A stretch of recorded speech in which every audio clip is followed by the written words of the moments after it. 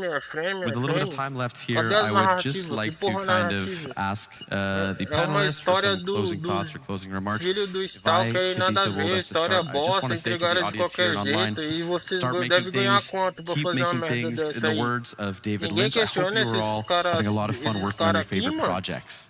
Porque os caras não devem ganhar pouco, não. Kat, you got something? Todas as pessoas que tá vendo aí, ó, são fãs do jogo, pagaram pra estar lá, mano. It's so Por clear que to all ninguém of you how much I questiona love and isso appreciate pra all of eles, you. entendeu? So last year I almost cried Porra, telling you como é que all vocês têm coragem de entregar uma história bosta que nem dos filhos do so I won't repeat Stalker? myself. So instead this year I will say that De I have qualquer met so jeito. many of you this week who have told me and shown me your amazing artwork, and I tell you how beautiful it is, and you say, É de oh, it's nothing. brincadeira, mano. And Os caras é um bando I de want you all to know palhaço, that velho. E acha que I todo feel the mundo é same way. otário. I Os suffer caras têm que ficar from aplaudindo, tá imposter ligado? É, syndrome like you mano, would não not fica believe, aplaudindo, não. and I never considered myself a writer, Tipo, cara, and to this day I aqui still é um don't really desabafo, believe mano. that I'm Porque a eu já writer. joguei esse jogo I know por I'm muito sitting here and I tempo. walked Tenho out ele and aqui I get to cross instalado off no my bucket PC e list that I tudo get to walk mais. out to a Mas, stadium mano, like a não WWE sinto wrestler. vontade de abrir e jogar. Quando vem And I alguma still will go atualização, home até after lá this jogo and pouco, think to vejo myself, como que é, o que crap, que vem. they'll figure it out Mas é next week and sempre a fire me. mesma bosta, And mano. I Sempre a want you mesma all to bosta. É think to skin, yourselves like, oh, é well, this is Ciandana, probably just brain agora goblins é then. So aquele believe in signa. yourselves. Porra, mano. Keep making Bagulho things. chato. And Aí o just dojo keep deixaram being pra quê? Pra amazing, decoração. Tenno. Please. Só pros caras ficar criando Please. decoração. Contrata os caras lá que decoram lá os bagulho. Os caras fazem decoração da hora, contrata eles pra fazer a arte aí do warframe, We're here porra. because you keep showing up. It's amazing. Aí It's such a entrega umas privilege to make this game for porcaria you. e os Thank you caras so têm much. a capacidade de falar que esse it's jogo just so aqui é wonderful. um dos melhores da atualidade. Isso é louco, mano. Agora tem 5.259 de I'm a jobbing actor. 950 I mil never thought in my inscritos. wildest dreams I would be here, being part of this, but thank you for inviting 5 me into your mil, irmão, family. 5 mil. It's something I'll never forget, and it's forever, so thank you.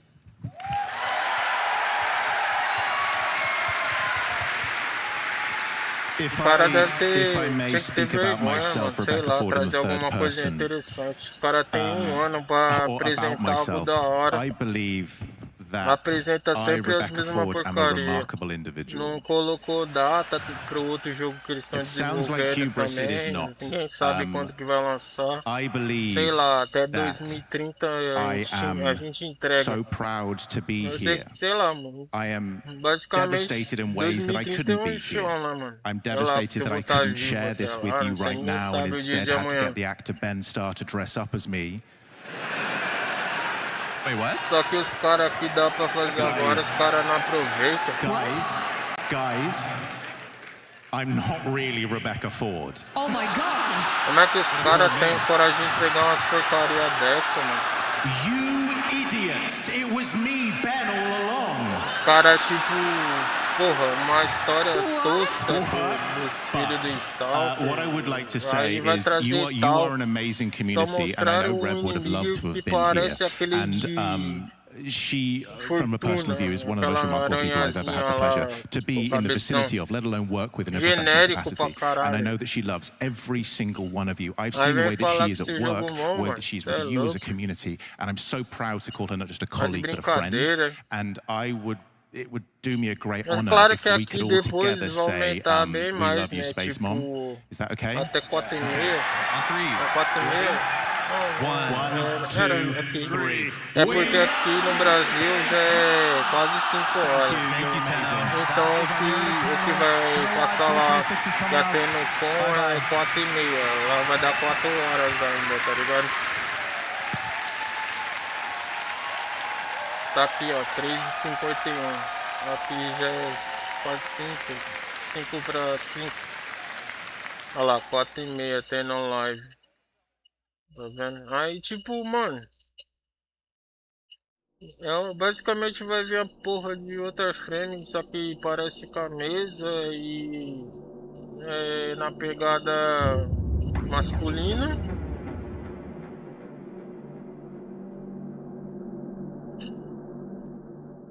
Vai vir uma escopeta, deixa eu ver, uma arma secundária, a primária que é a escopeta e a melee que é tipo uma luvinha. Puta, mano. Decepcionante por enquanto. Na boa.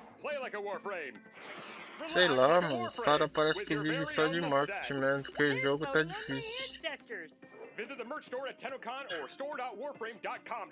Os caras já foram mais criativos pra lançar as coisas e deixar as pessoas hypadas. Hoje em dia ninguém fica mais hypado por causa desse jogo, mano.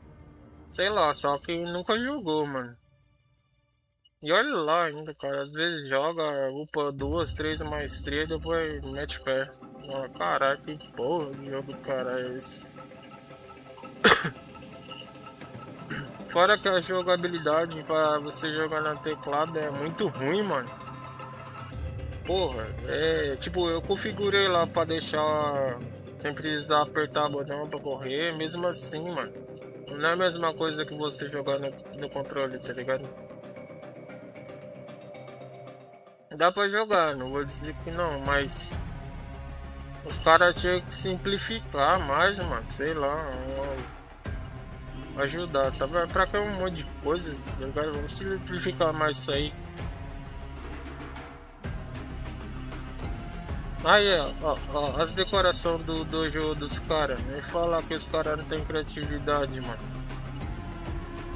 Os caras tinham que pegar esses mano aí que fez essas decorações aí e contratar pra criar o jogo, mano.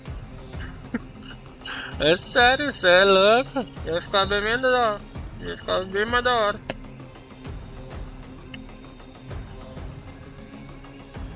Olha lá, ó, Dojo Showcase, o vencedor.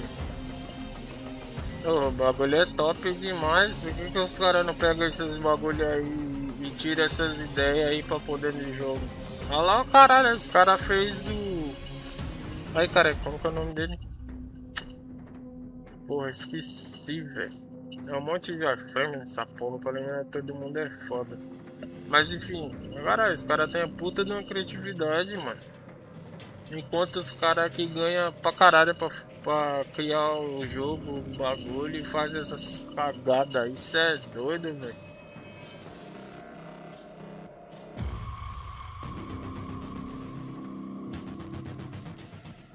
Mas sei lá, parece que o cara tá no molde e falou, vou criar essa porra aqui, vou entregar e já era.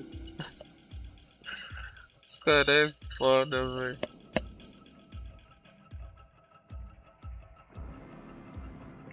Mano, sei lá.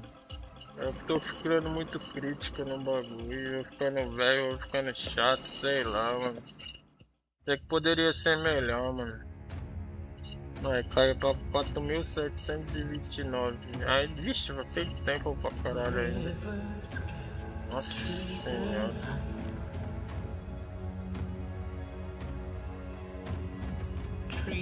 Sei lá, mano, eu tô desanimado com esse jogo aí, na moral. Eu só, tipo, ainda continuo jogando, mano, porque, caralho, foi 10 anos, né, mano? Largar assim, tipo, 10 anos à toa é foda. E sei lá, tem esperança ainda de melhorar. Vou ver como vai ser esse tennocom aí e tal. Se for uma bosta, eu paro de jogar de vez, mas até desinstalo essa porra aí já era. Foda-se.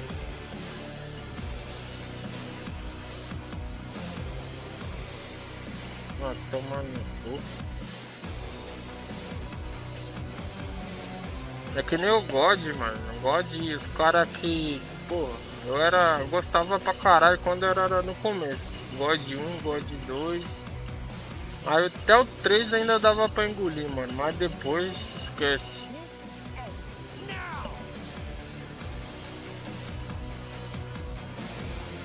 Aí começaram a cagar no pau. Os caras. Na boa, se esse jogo fosse pago, você gastaria seu dinheiro nesse jogo? Eu não gastaria não, vou ser sincero. Mas os caras falam que é um jogo legal e tudo, mas não vou pela cabeça dos caras não. Fala, não, por mim, hoje em dia, eu não gostaria, mano, não gostaria. Se fosse pago, esquece. É tipo igual a Destiny, se fosse igual a Destiny e tivesse comprado DLC, esquece, mano, ia morrer na primeira. Eu acho que foi por isso que durou todos esses anos aí. É gratuito, a pessoa joga ali, depois esquece, ou continua, não sei, enchendo linguiça, criando conteúdo. Mas, mano, pra o cara falar que joga todo dia por horas é mentira, mano. O cara que não tem mais nada o que fazer, nada, nada. O cara vai ficar ali entrando pra ajudar novato, mano. Ele não sabe nem quanto tempo o cara vai ficar jogando, digamos. Eu já ajudei muitas pessoas, muitos jogadores assim.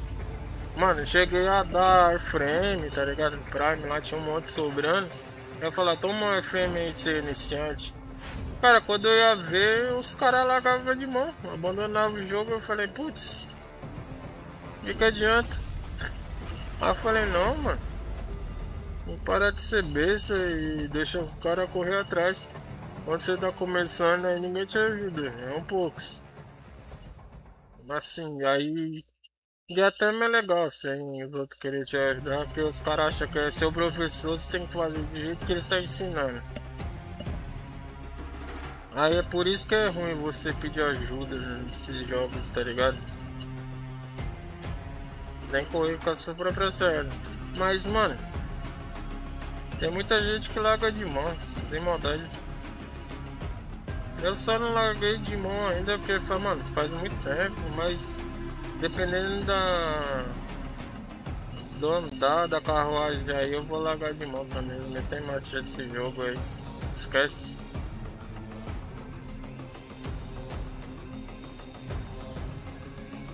Atualização sendo demorada e outra. Não tem muita mais paciência não, mano.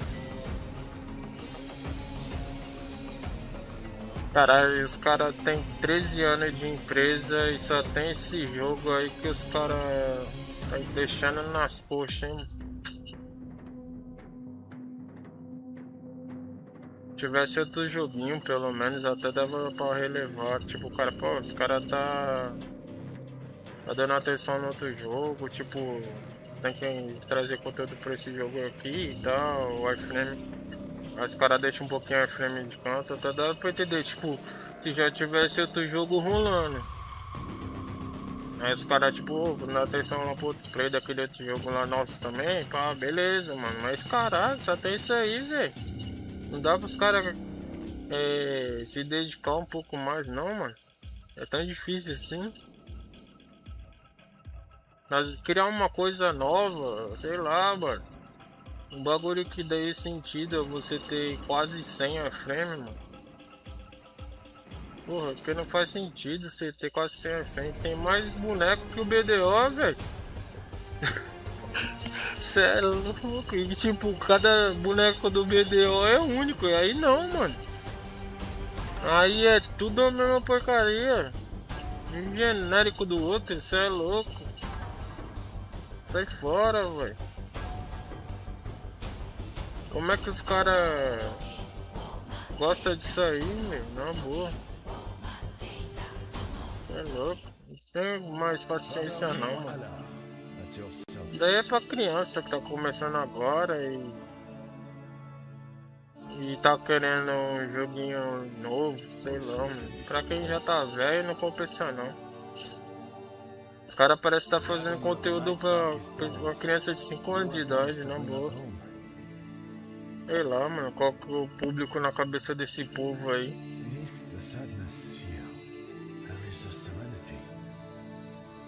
Apesar que nem isso, né? Porque os papos no computador lá, que você fala com os warframe lá, tem uns papos bem cabulosos, né?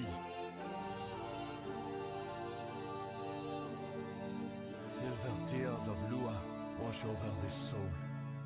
Be with them in darkness and in pain. É, não. Muita coisa, isso é louco. Até parece que eu vou ficar assistindo um bagulho pra pegar Twitch Drop, mano. Vai se foder.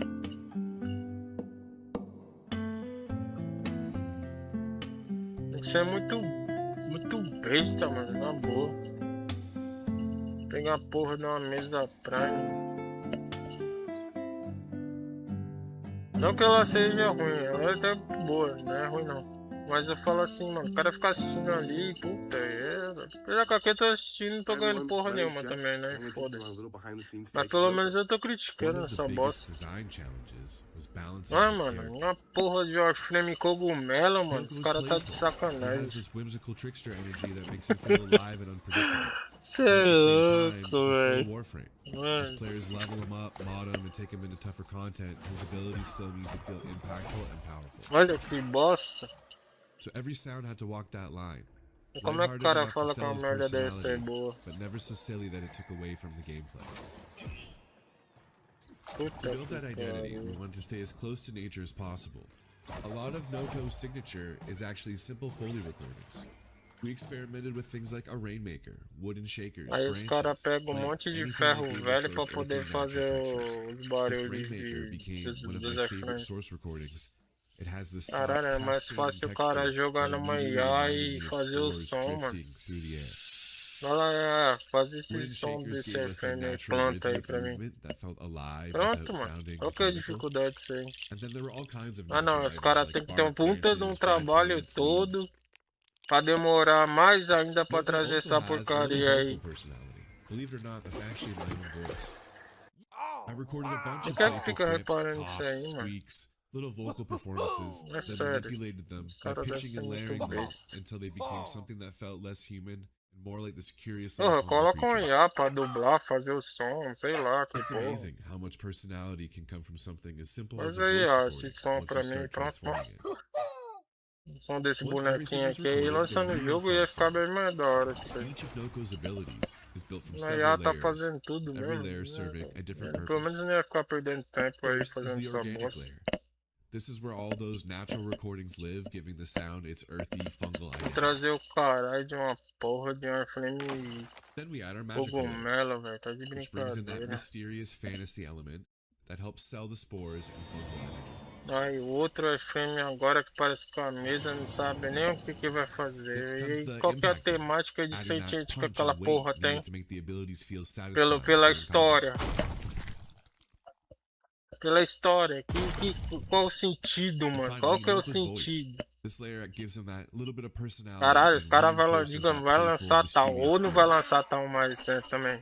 Pode ser isso, né? Sei lá. Ela falou tanto de And tal, it's only aí when vai all these pieces adiar. come together that Noco really Puta, se starts to feel adiar, eu vou dar alive. risada demais desses caras, mano. Puta merda.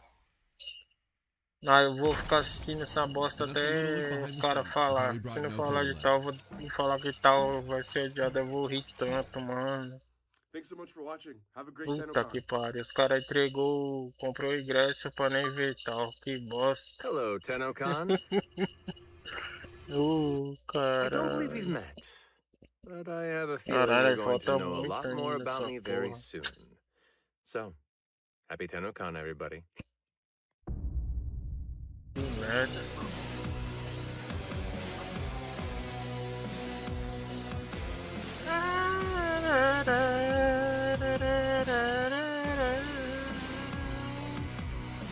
Ah. Paciência. Acho que é 5h30 aqui, né? Que vai vir isso aqui, vai começar essa bosta. Praticamente. Tem que 20 e poucos. Até começar isso aí, eu vou fazer até coisa. Paciência. Mano, eu quero ver os caras não entregar tal esse ano. Mano, eu vou dar risada demais, velho. Vou dar risada. Mano, pressentindo que os caras não vão entregar tal, velho. Os caras vão entregar uma quest ainda. Ah, eu quero dar risada. Sério. Olha risada. Cara, esse cara é criativo, né, velho? You Forbidden. Ó. O dragão lá do Yugo. Deve ser não. Mas ficou da hora. Cara, esse cara é criativo, né, velho? Porra. Aí, pegasse os caras desse aí pra ganhar o dinheiro aí no warframe, aí os caras iam ficar ricos, hein, mano. Os caras é inteligente.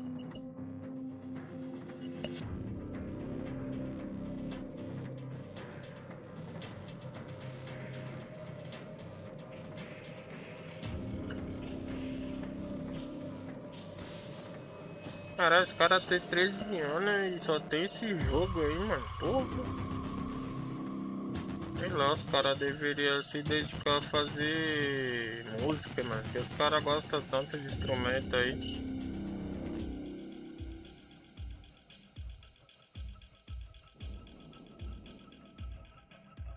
Mas vamos fazer música aí, fazer um som, já era.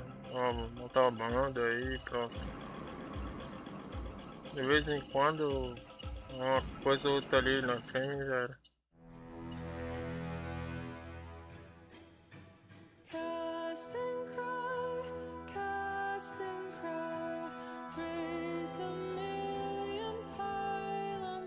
Porra, pior que eu nunca acertei o olho desse bicho aí.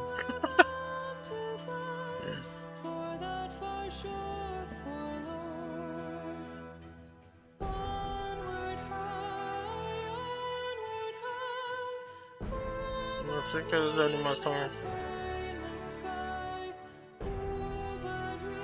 Parece que os caras tivessem feito tipo um escorpião, aí seria bem mais legal, né?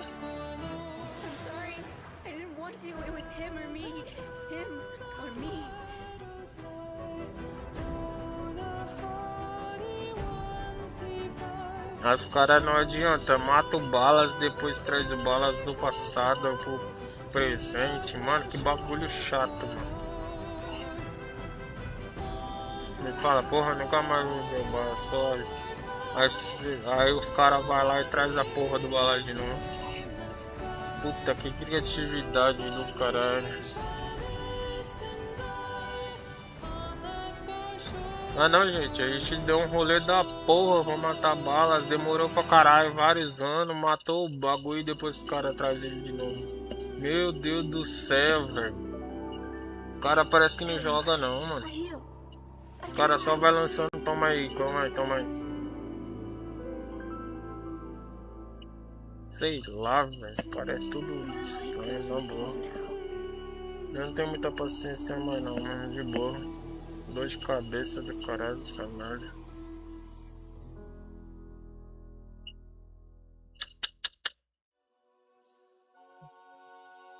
Vou deixar aí.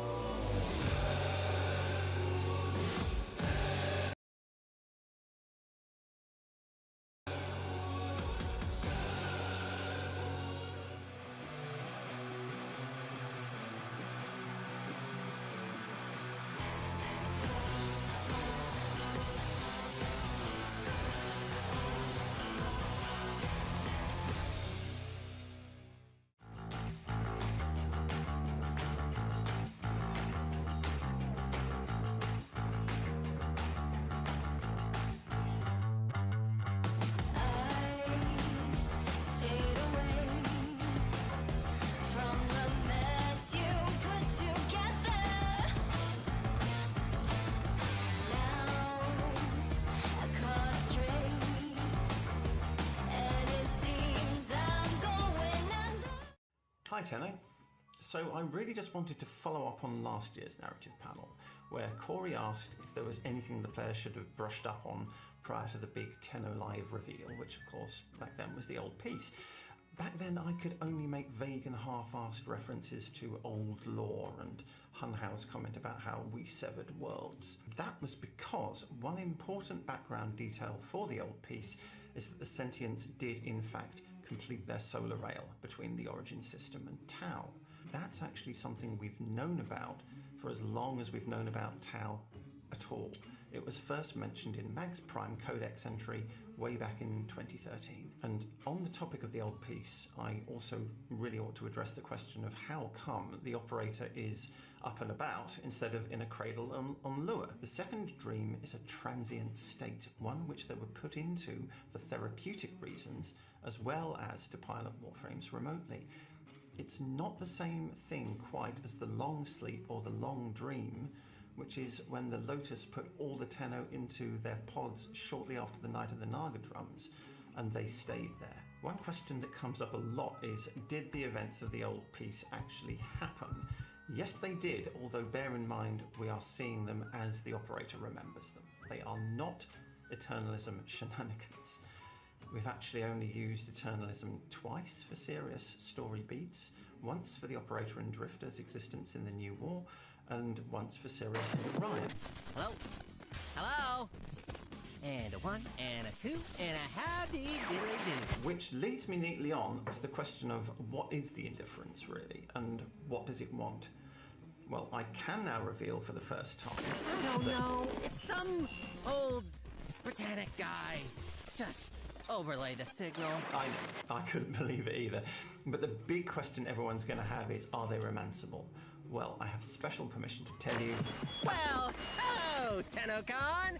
Guess who just broke the fourth wall?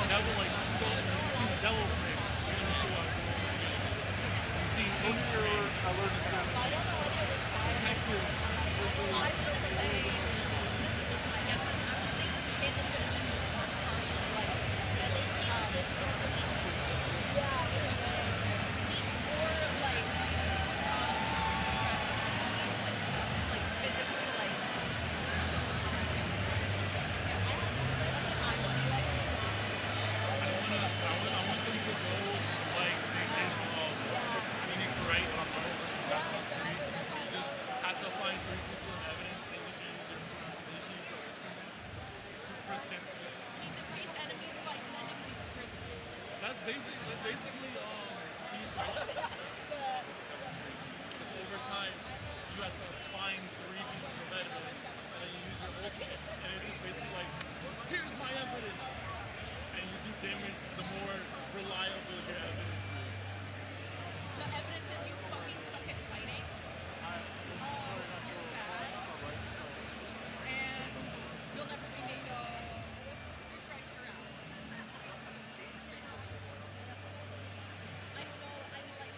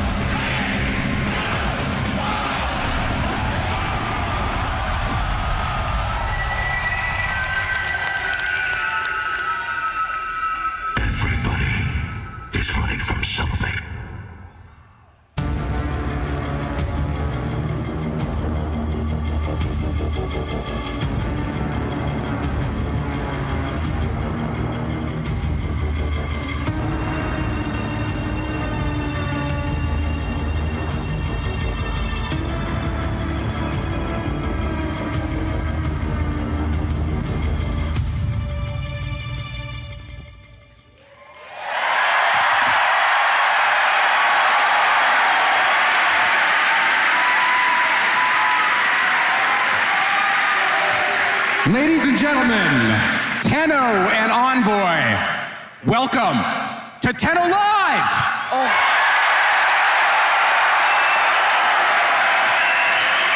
My name is Sheldon Carter. I am the president of Digital Extremes, and my God, what a couple of days we have had. Panels, meetups, amazing cosplay, and even a full symphony. Are you guys having a good time?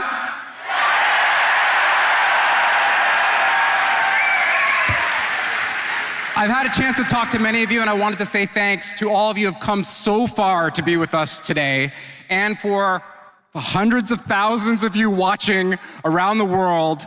We want to welcome all of you here to TennoCon.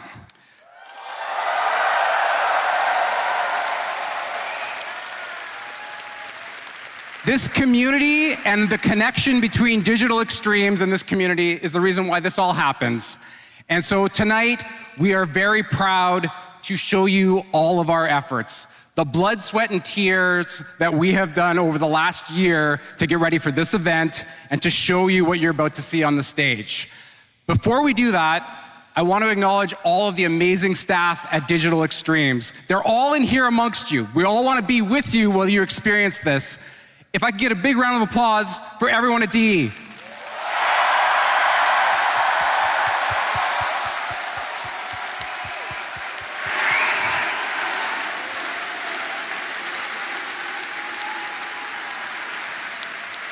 So this TennoCon has been great, but I think we all know that there's a piece of the puzzle that's missing.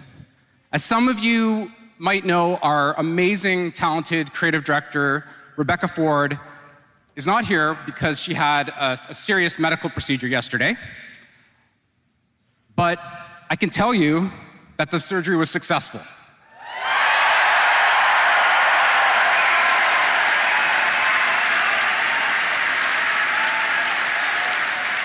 And I think Reb would really appreciate the energy in this room to be pushed to her and the energy all around the world.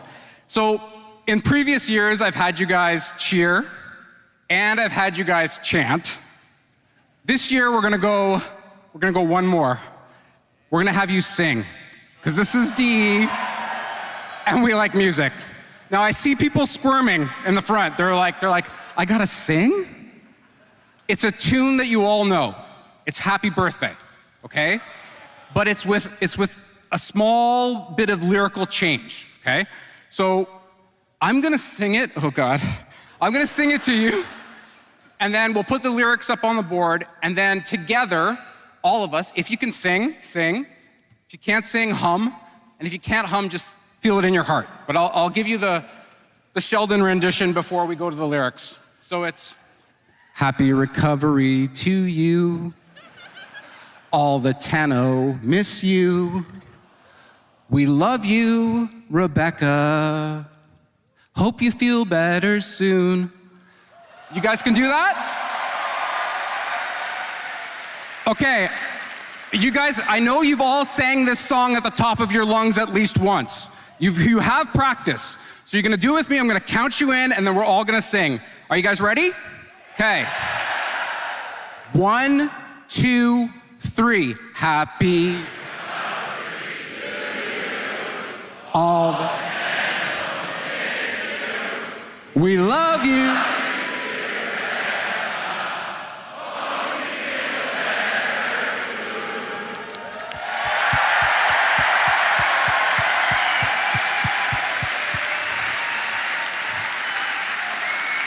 Way to go, guys. That was amazing. Reb, we're all thinking of you. We hope you get better quickly. Take all the time you need. Tonight, we're gonna make you proud.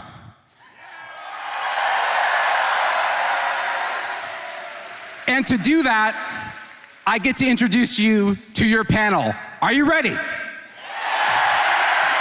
First, we have the bearded wonder, the wizard of reworks, the director of Warframe's design, Mr. Pablo Alonso.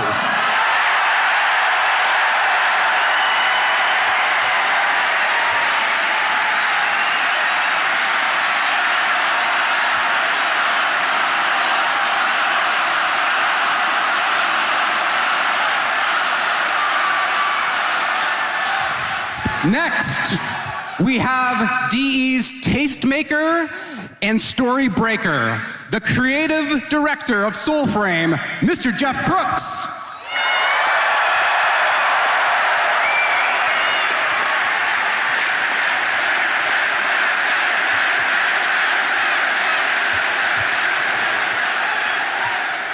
Next, we have your host, the one who can keep this entire panel and community under control. She is never tongue-tied, and she is tonight the big dog, Megan Everett.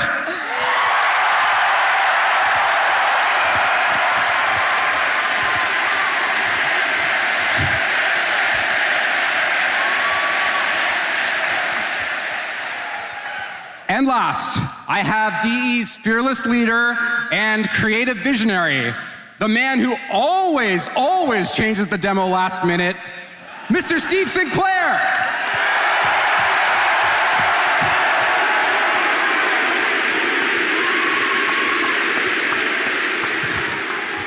Thank you very much and enjoy tennocom. Woo!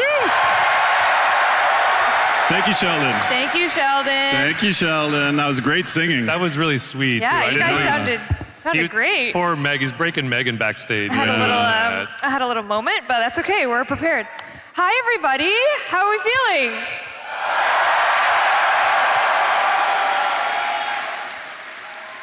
Welcome to our 11th tennocom. Can you believe that? That is crazy. That is crazy times. And just looking out, this is like, we're beyond fortunate and grateful that this is even happening. This is incredible. Yeah. 11 years of making memories, 11 years of your support, loving us. This year we have a record-breaking attendance. We have unlocked a new location. That's so many people, it's crazy. It's so many people. You all look great. I looked it up, and next month, Brian Adams is going to be in the stage. Oh my God.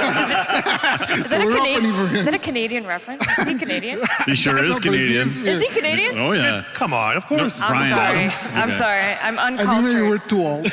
Very Exactly. All right. As we typically like to do, shall we get some housekeeping out of the way before we start the party? Yeah, we love it. I know. Housekeeping. I know. I'm sorry. First, though, Twitch chat. Oh, I should have told this. You're supposed to be watching Twitch? My bad. Pablo's locked in on the Twitch chat. What are they saying? Oh, you're not going to believe what they're saying. What? Clem. No way. I know, surprising. Oh, wait. They're saying bring Balco to Warframe. Oh. Okay, maybe that's Rebecca's alt. That's Rebecca's alternate. Okay, so we'll do it. Asking for Balco. We'll get on it. We'll get on that right away. Okay. Let's start with housekeeping.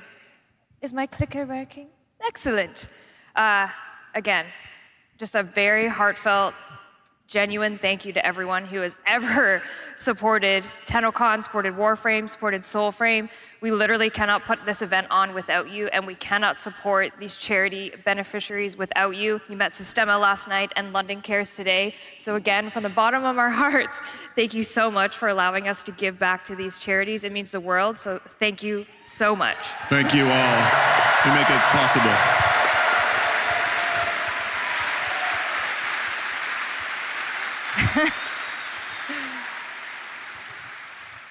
And as another reminder, if you are in-game right now, the relay is live. Ooh. After maybe a hotfix or so?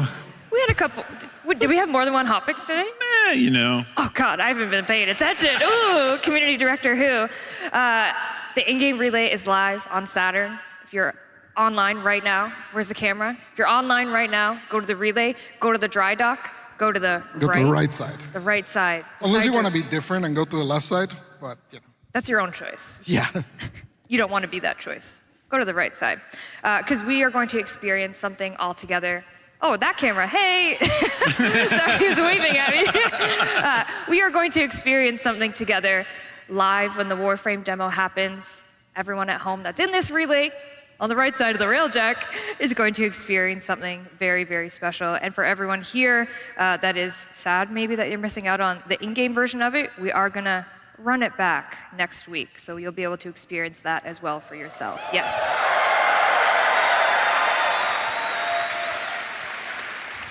And right now, if you're watching, you're linked. If you watch Zach's video over and over about Twitch linking, you'll be earning yourself a Mesa Prime. Obviously, everyone in the audience is getting one as well via email. You probably already got your email. Redeem it, get it. Yes, there you go. Mesa Prime, everybody.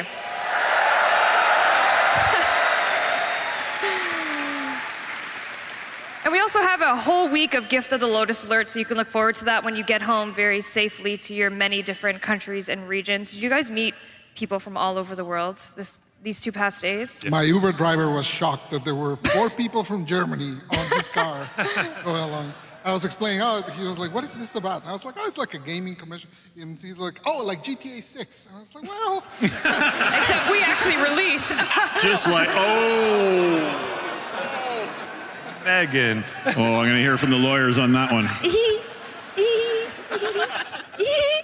I'm joking. Okay. As we said at the beginning of the day, Steven and I, Soulframe, you guys had your dev stream. You talked about many different exciting things. A couple things. You guys are actually going to be up first during this Tenno Live experience. Yep. But talk to me a little bit about what you guys talked about on the dev stream. The people wanted fishing, and that was kind of the end of it, actually. You guys are getting fish. We're going to get fishing. You guys are going to get, vegan fishing. Vegan fishing. And I think, one of our employees was in the crowd and heard from behind them, finally, it's a real game now. So there's that, I guess. We made it. But yeah, we showed a lot of stuff, and we're going to hopefully contextualize that, and hopefully not without taking too much time, because there's a very amazing and very big Warframe demo reveal today as well. Jam-packed. Very serious. Yes. With this, well, I mean, the music's always incredible, but this one is the Warframe music. Oh my God. We'll get Sheldon back out and he'll sing to it or something. And you also said mounts. You gave some mount information. That's right. And I also met a player who said, well, if you had mounts, I'll come back. And I said, we are. We got one. We are. And so I'm like, there we go. We got one. But yeah, we've been kind of showing this in cinematics and things like that, and then finally it's going to be launching this fall with co-op support and all sorts of great things. I did get a request from a player if you could do a split where it's like. I got the pin. You got the pin as well. Okay, I've got it in my pocket as good luck. Where's that player? Where's that player? They're in here somewhere. Yep. Yeah, they are. Oh, they're here. Noted. Found See, them. we take notes here. Found them. As well, there's something happening in game. Am I correct? There is a Mendicant Rider that you can now, a sub-boss that you can go fight. Love. That launched to the game live today. I don't know if my clicker's working. There it is. There it Yep. is. Mendicant Rainbreaker. Yep. Very fun, and you're going to see more of Rainbreaker as well shortly. Beautiful. And you said Preludes access. It's a free weekend? That's right. It's all open. Yep. If you've signed up, you'll be in. So make sure you sign up. And if you haven't signed up this weekend, sign up. And please feel free to wishlist us on Steam. Oh yes, thank you, Jeff. I'm supposed to plug the wish list. Corpo. God. Okay. Got my Corpo notes. You told me to. Corpo You're the notes. CEO now. Wish list, please, if you don't mind. So it's anyone who's ever signed up, you're in. Yes. But also a free weekend. If you sign up, That's right. Download Soulframe Preludes and you're in. Yep. Thank you. Amazing. Yep. All right. I think it's time for your live demo. Are we doing it? Oh, geez, already? Can't we do more housekeeping? I'm kind of scared. No, they don't want that. Okay, all They right. don't want that. Okay. Okay, what do we, Landon? Can we get a round of applause for Landon? Landon is running our demo Soulframe today. Slayers? Landon and his wolf pack. Landon and the wolf pack. So this is our, I don't know, Jeff, do you want to set this up like it's some kind of talk show? I get, if anyone saw our demo last year, it had a rat being farted out the back end of a bear. We're not doing that this year. This is tonally very different. Typically, you've seen the Envoy play the role of the healer and helping the Omen beasts who are becoming corrupted by the pollution in the world. We're giving a bit more context to the player's role, a bit more history, and showing that you yourself are also susceptible to the same kind of poisoning, and how you deal with that. Yeah. Without further ado. Let's get into it. All Let's right. watch some games. Here we go. That's why we're here. Let's go with Soulframe.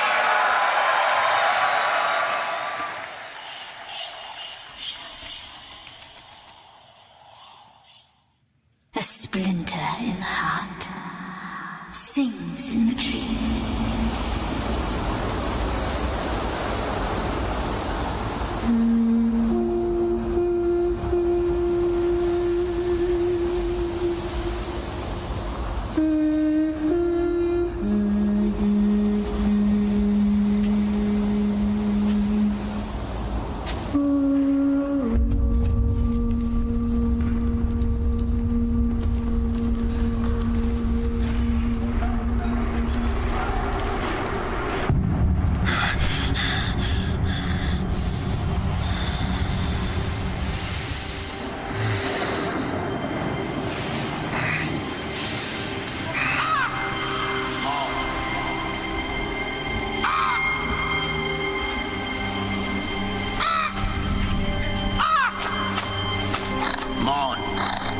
Enough. I'm up.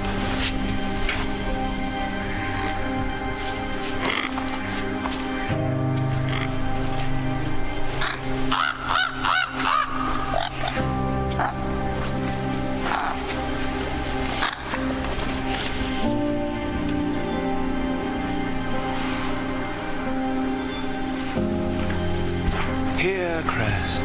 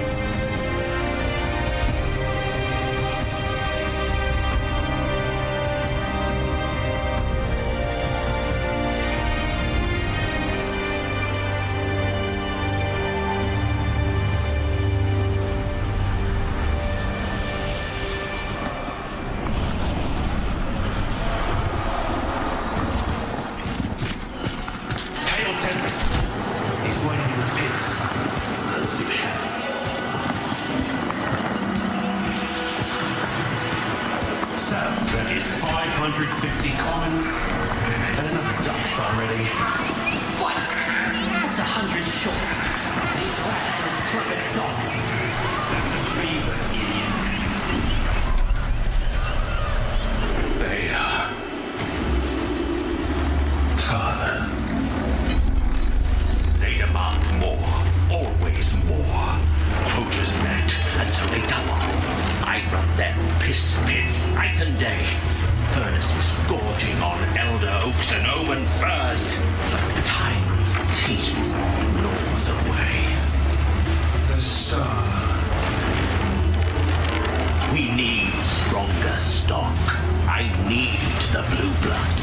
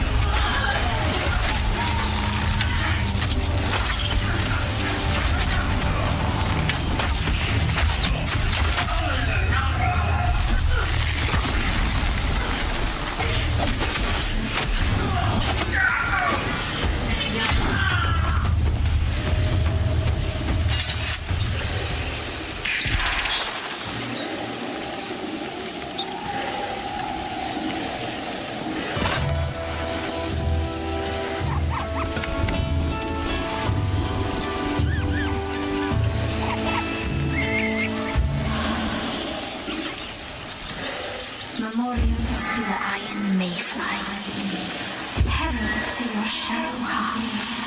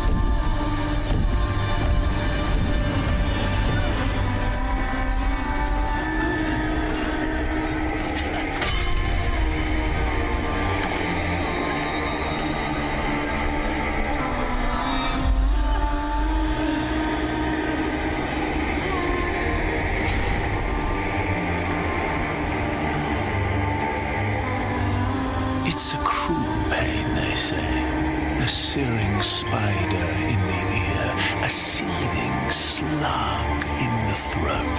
But trust me, it only hurts until you sing. So sing with them.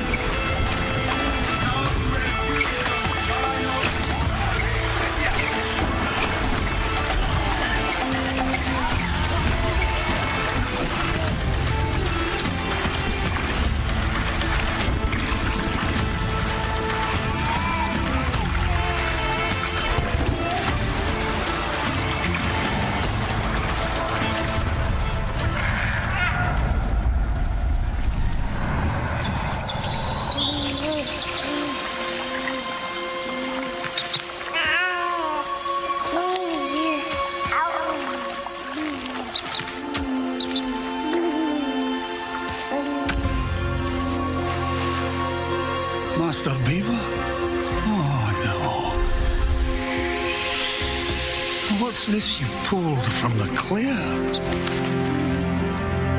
A wee minnow, I see. Oh.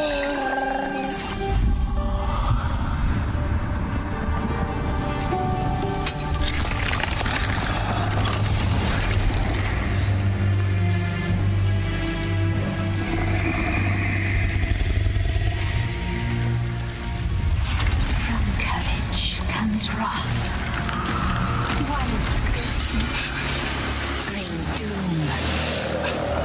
Let spirit come death in this Icarus womb.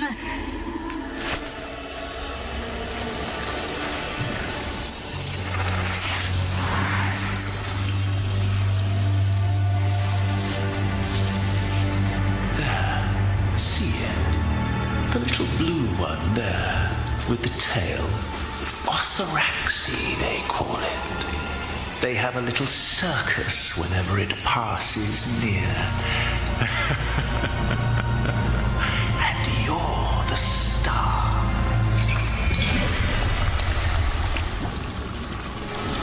Embrace it, become it, or drown.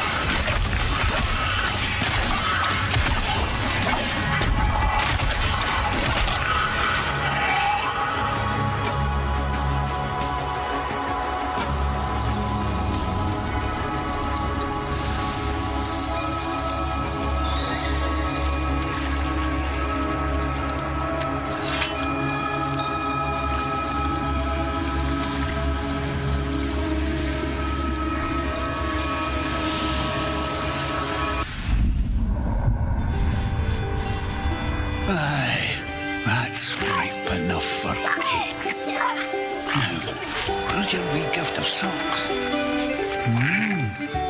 Doesn't he feel like sockish? Oh, a bent waggy. Who'd want such a thing? Oh, happy birthday, minnow. Now then, off you go for more bangle nuts. You've a cake to bake.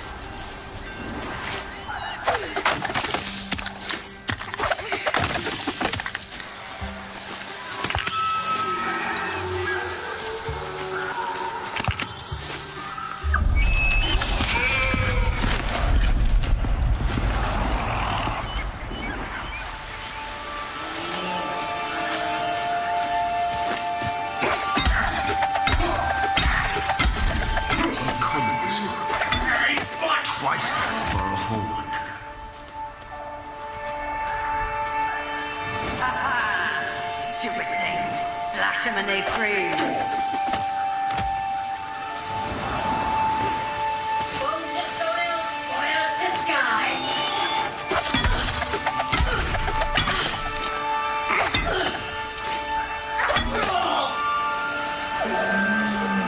So, feel. So,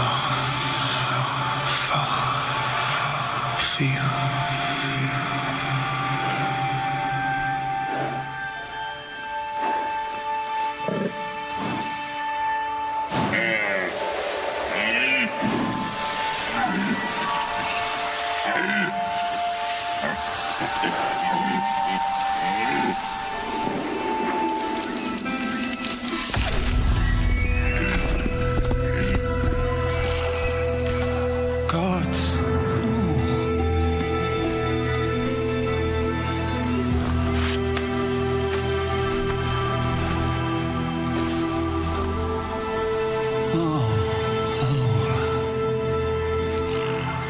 slow in lessons, are they?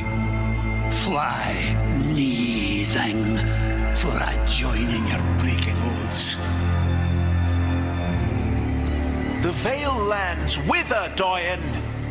Same as you. Your flight.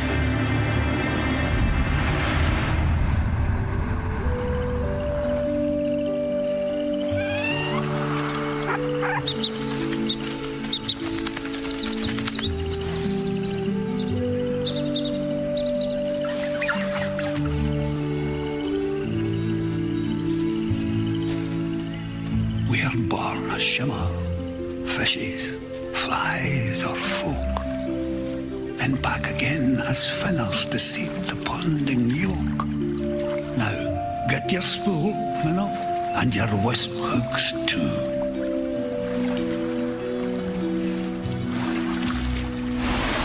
Spin her up and lob it over them.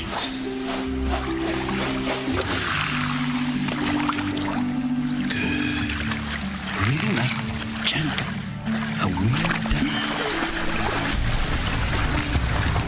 Right now, mind the line while it's fighting. Let it tire, then draw it.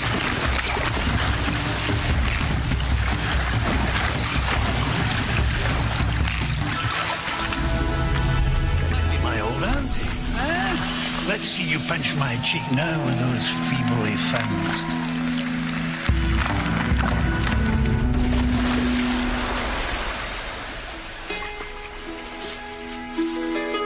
Well, the other day, what came over you? I should have told you sooner, but now you know. We blue have the touch of life unnatural. We can grasp the fleeing soul and set it back. There is a story, of course, a reason. We will read the Solon of Tasker come night, but for now it is enough to say, be wary, Minnow, for we pay the cost with our own soul lost. And who would want to forget all this?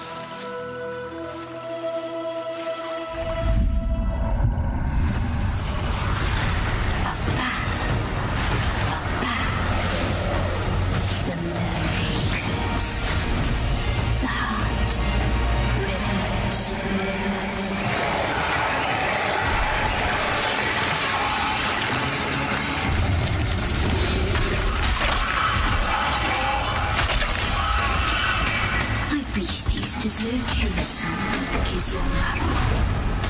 Are you even trying to hold this back?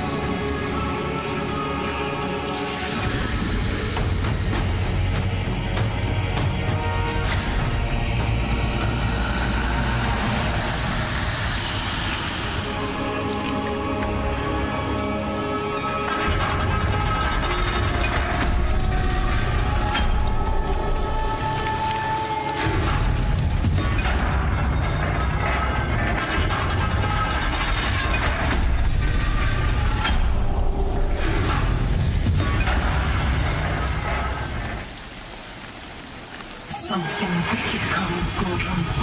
A Vadagar with vacant heart. My lance, your hoof, will be their sweet release. Write it down now. Let its Icarus blood seed our mystery field.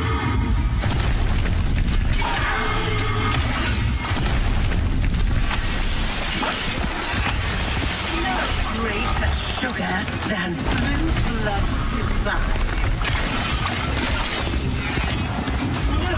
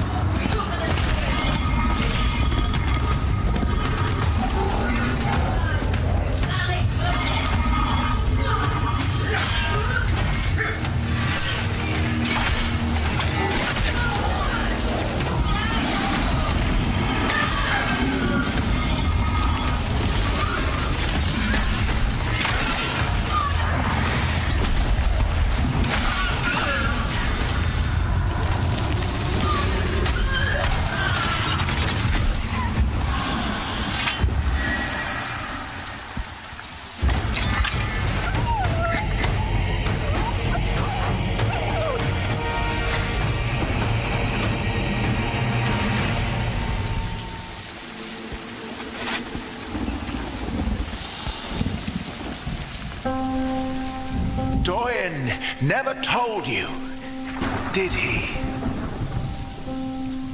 How she died. Shh. Listen. Do you hear it? Like a needle in the ear.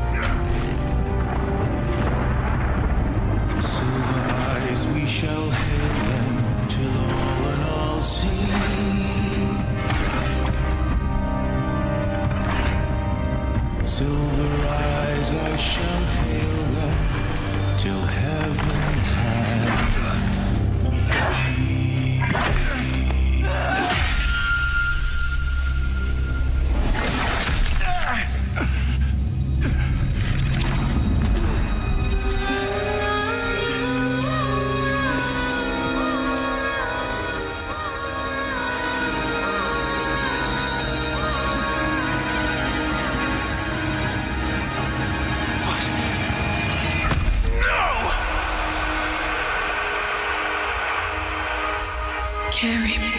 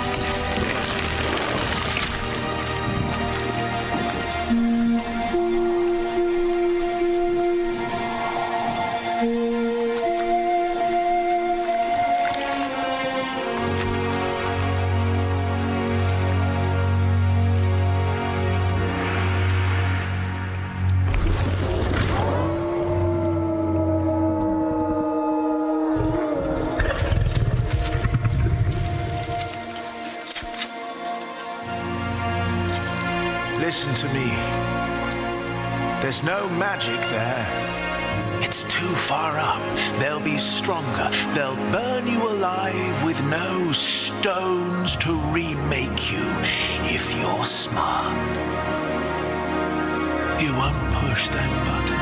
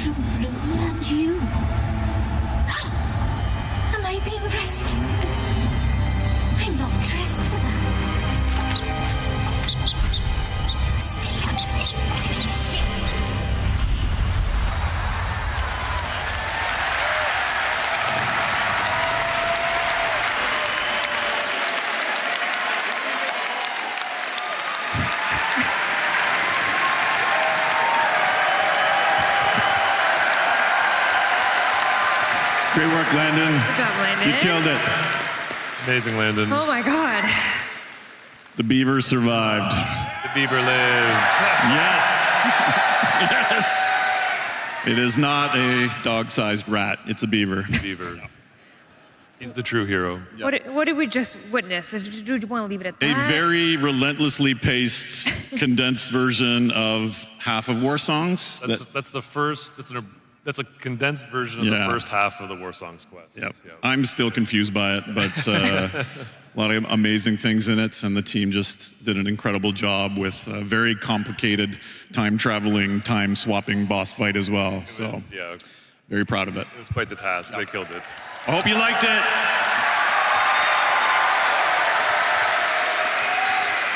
And if you did, maybe you should wish list on Steam. Ah, Corpo. All right. I think we need a little bit of a breather. Oh, you're not ready for your demo yet? Emotionally shattered. Okay, sorry. I'm gonna need a minute. Should we do just a little bit of our classic giveaways? Yes. Giveaways? Yes. Let's give some giveaways. I believe a box is being, a box is being wheeled out as we speak. It's even themed. It is even themed. Is Rebecca in there? Oh my God, please. That'd be so cool if she popped out. Woohoo! 3, 2, 1.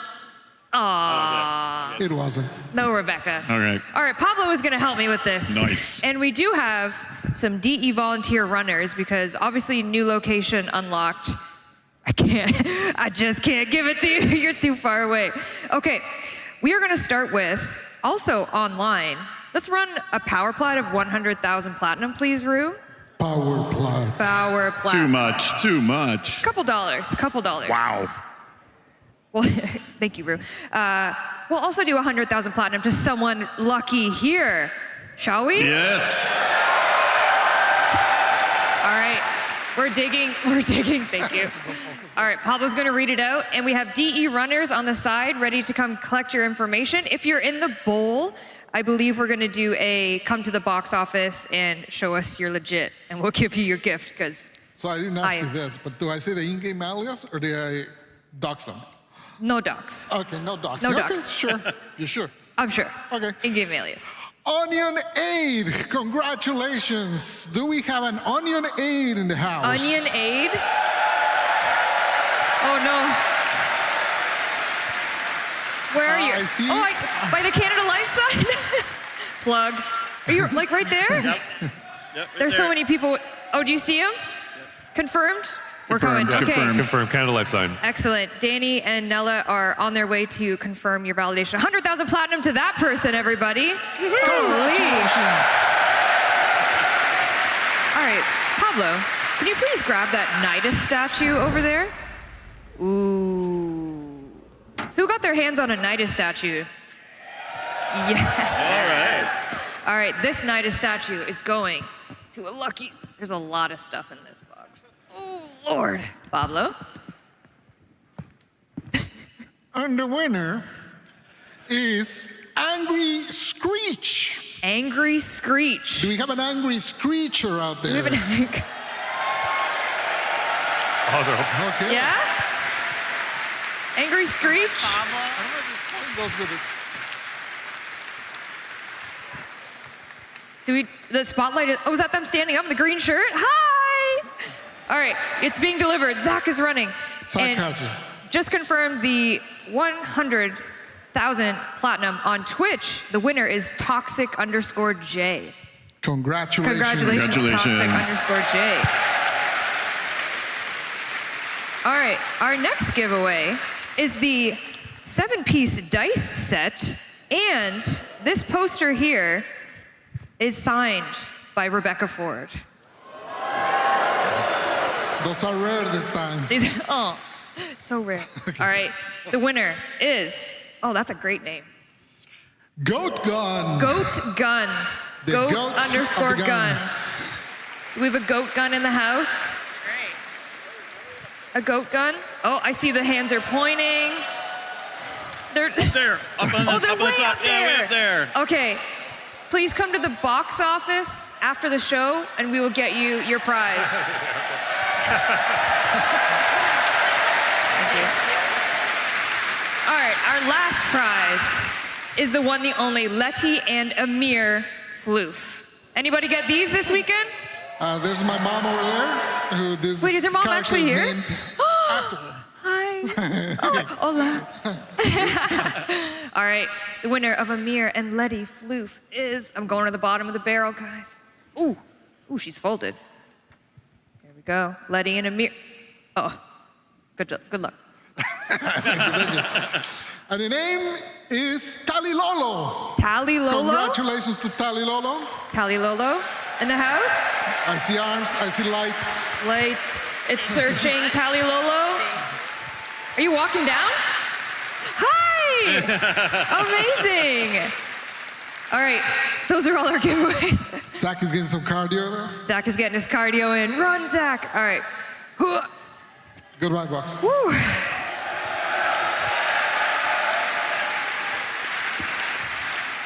Thank you, gentlemen. Thank you so much.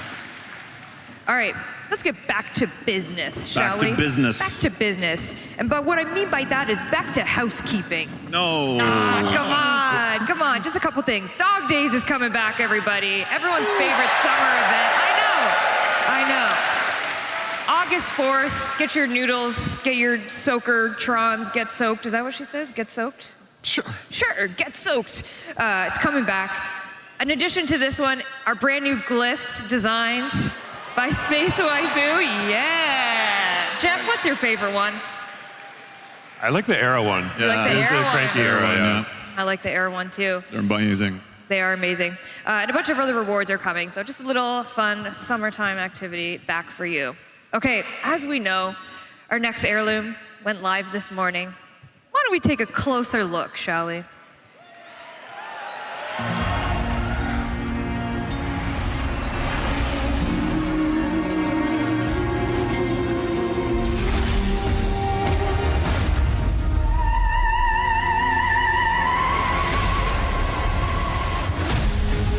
One more step, miscreant. The sentence is death.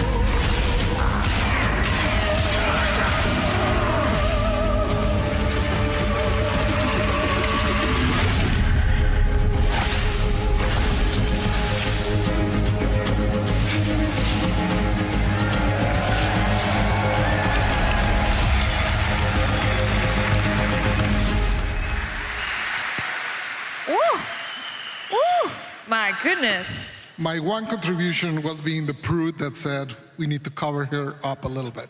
That was, you're gonna take credit for that? You can check the I was slide. gonna say, if you wanted a real closer look, you would remove the duster, but. Oh, team no duster. Team no duster. You're team duster. Respectfully. Wow, divided couch. I'm team no duster. All right, she is available on all platforms. Thank you so much for your excitement over the heirloom collection. We're very excited about Mesa, designed by Liger. Another one, incredible Liger designs. Killed it, as always. Okay, now this next announcement would be one that Miss Rebecca Ford would have been absolutely feral to announce. She would have been barking to announce what's this here announcement. But the best alternative that we could do with our budget, because Lord knows this man needs a paycheck. The one, the only, your Arthur Nightingale, Ben Starr, everybody.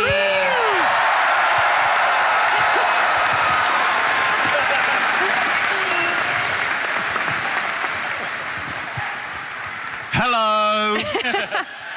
Ben.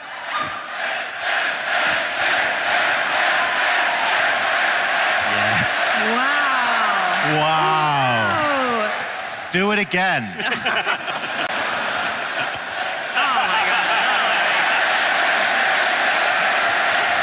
All of you get 100,000 platinum. No, that's not legally binding.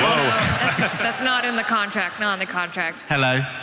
Ben, you changed. I did change. I still wasn't able to get the eyeliner off. I told you that was going to be permanent. Yeah, for those of you who didn't tune in, you missed out on a great narrative panel where I was dressed up as Rebecca Ford, Megan did my makeup, and I still have the eyeliner on. So just enjoy my face for a second.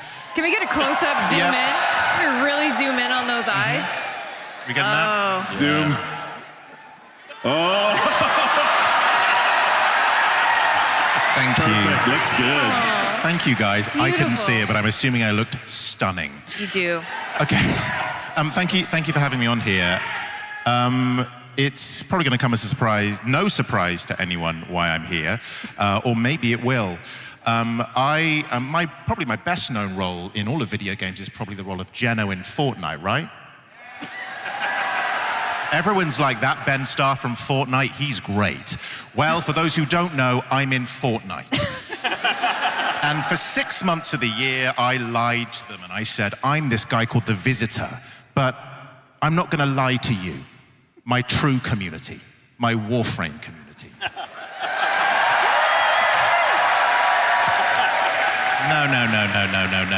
I wouldn't come here and lie to you like I'd gleefully lie to the Fortnite community for an extended period of time. So here I am, paycheck in hand, finally getting that DE money. To reveal that for many, many years, DE have had a wonderful collaboration with Epic, and it only feels right that I get the opportunity to announce that Excalibur is coming to Fortnite. Excalibur was the first. When this new storm comes, he must be the last one standing. Battle awaits.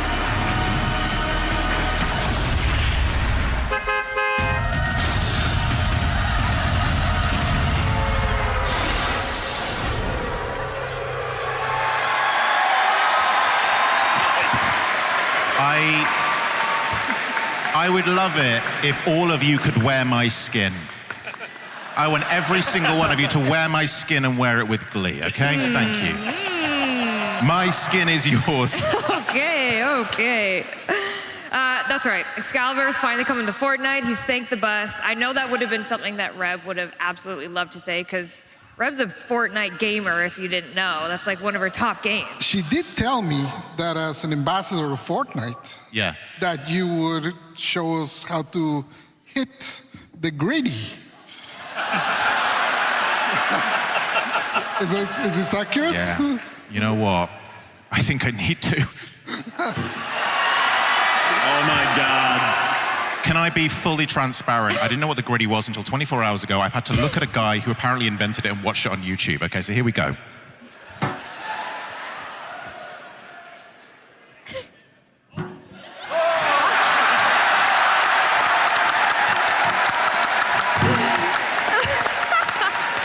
Thank you. Thank you so much. Thank you. Thank you so much. Am I done? Do you need anything else of me? That was beautiful. Thank you. That was absolutely beautiful. So yes, Excalibur is coming to Fortnite, and there is a way in the Epic Game Store if you want to purchase Warframe packs, you can get Excalibur for free in Fortnite. Just a little way of our longest partners with Epic. That's right, yes. It's like a legacy thing. We've been working with them all the for... way back to Unreal, that's right. Yeah, we made Warframe, they made Fortnite, and now we're coming back together. Yep. Is the Visitor and Excalibur gonna hit the gritty? Yeah, they'll kiss or something. I don't know. I don't know. That'll probably. Someone draw some artwork of that or something for me. That'd be great. As a serious note, before you leave, Ben. Yeah. Loved your song in the trailer. yeah. The first time I heard it. That was him in the literally Soul Frame. chills Yeah. The first time I heard it. Ben is our bear. So I played Bayor in Soul Frame, and I did that little song at the end where the guy was singing during the fight. Woo! You know. Yeah. I hit the griddy when I was singing it. You know. Do you have anything else you want to plug while you're up here? You know what? I think you guys. I don't know if you guys have heard of a game called Warframe. Oh, okay. You should really play. It's really good. All right, everybody. Thank you, Ben. Thank you, Ben. Thank you.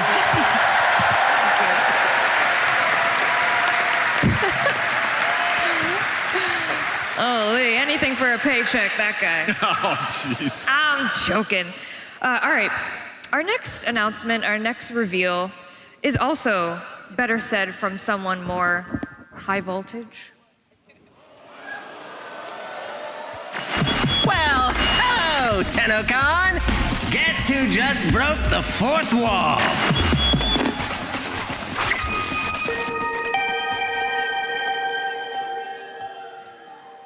Yeah, that's right. For those of you that don't know, Amir has hacked the highwaves. What am I trying to Airwaves. say? Airwaves, thank you. I'm not tongue-tied at all, like Sheldon said. Amir has hacked the airwaves. He's taken over for Nora Knight, and in August, you're gonna get a themed Nightwave featuring Amir. Yeah, it's been a while since we've done like a custom Nightwave. And you know, when this idea came up, including this part. These are not official skins. I'm sorry, unless you really want them. Unless you really insist. Oh no. I'm catching chicks. I knew that people would want them as soon as they saw this. Oh my God. But yeah, it's a very fun new twist where the Hex are coming back. Amir is putting together a game for them. That's right. Oh wait, I skipped something. I'm sorry. Rue, go ahead.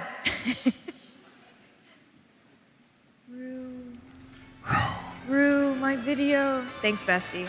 So as you know, this Helvania, it's actually going to be turned into a tabletop game upstairs in the mall.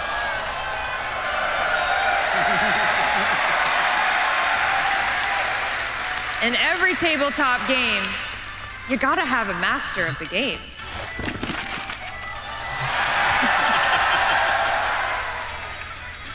So Fables and Frontiers is finally coming to fruition, Amir's absolute dream and goal in life. And that's gonna permanently stay in Helvania, so you'll be able to go up there and look at it, partake in Frontiers and Fables.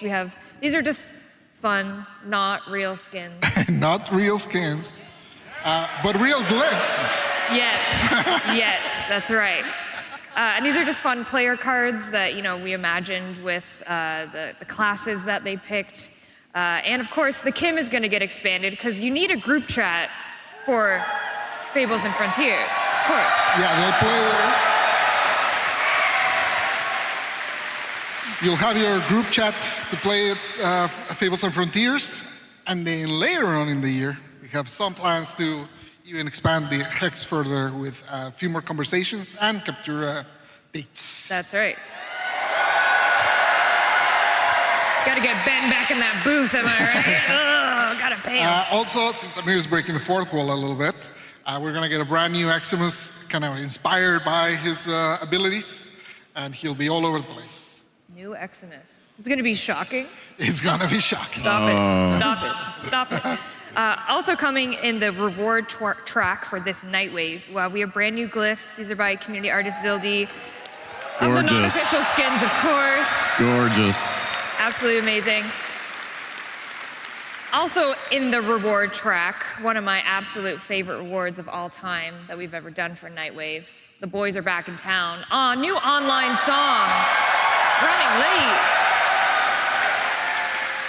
The boys are back. Has any of you heard it yet?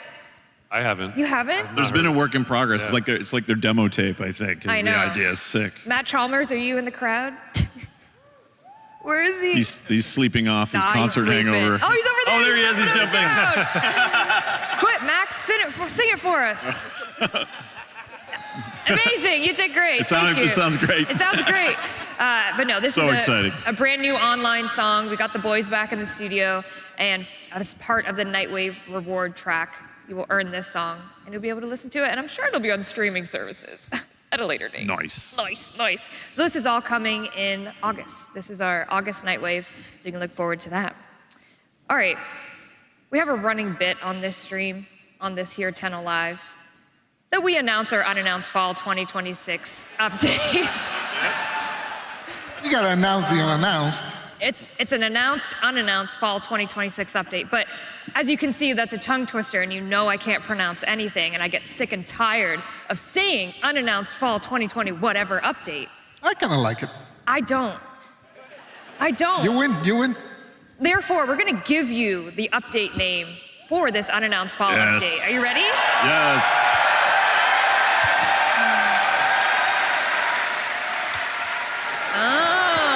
Ooh, what does it mean? What does it mean? What could it be? Tell me. Well, this update will include Naren, of course, because it has to, which is a brand new Frost warframe. She is very different from the one you know. It's been over a decade since we made a Frost warframe, so very excited to give it a new twist. Oh, jeez. A new female ice warframe coming this update. Yep. There you go. Oh, you ice lovers out there. Whoa. That was a lot. Because no one else does ice but Frost, right? Like we went 13 years and said, no. A few dabbles, Chroma dabbles. Okay, dabble. Don't say the word chroma. Oh my God, don't. My bad. Don't say it. We're fine.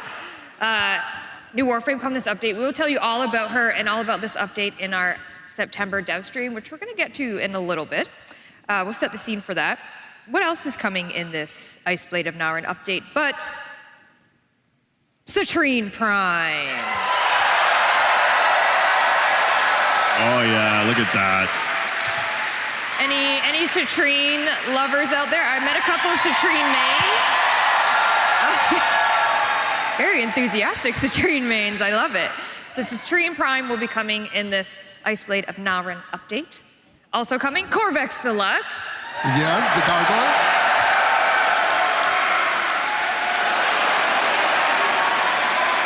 He's a gargoyle-themed Warframe Deluxe. Very cool. Very cool. From the mind of Rebecca likes gargoyles. We know this, okay? This is her thing. Also, his abilities will be gargoyleified, if you will. Also coming in the Ice Blade of Naren update, another deluxe, Banshee Deluxe. On the way. Banshee Deluxe. Oh yeah. Wow. This beautiful concept is by community creator and artist Mishka, so very talented. Thank you for working with us. This one's incredible. It's so gorgeous. I can't wait to see it in game, rigged, everything. So she will be coming with the Ice Blade of Naren update. But why would we do a Banshee Deluxe? What could it be? Why? Could it be? Is it time?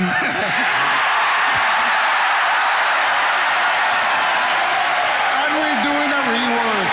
Banshee rework, ladies and gentlemen. Pablo.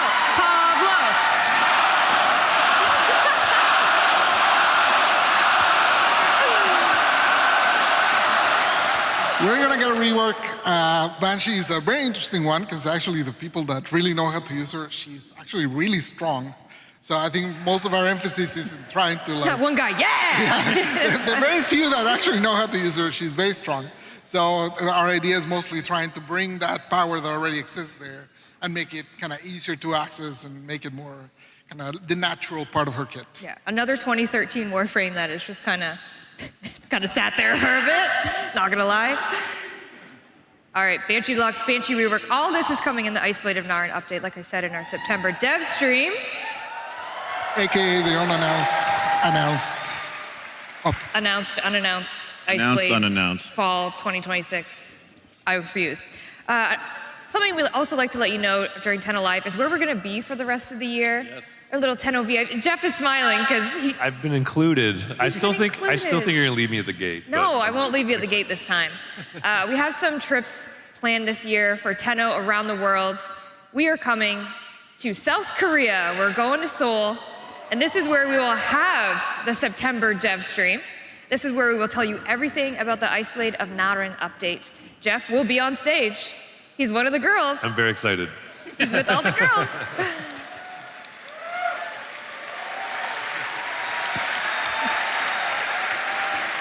And then we're taking a trip to China, see our Chinese Tenno again, very excited. And then we're gonna go skip to the pond. I don't know. The other London? Skip to the cool London. We're coming back to London. Hey. Let's be honest, okay? I know. The big one. They have cool cabs. It's way better over there. We're going to London, UK in October, and then we're going to I almost did an accent. We're going to Glasgow.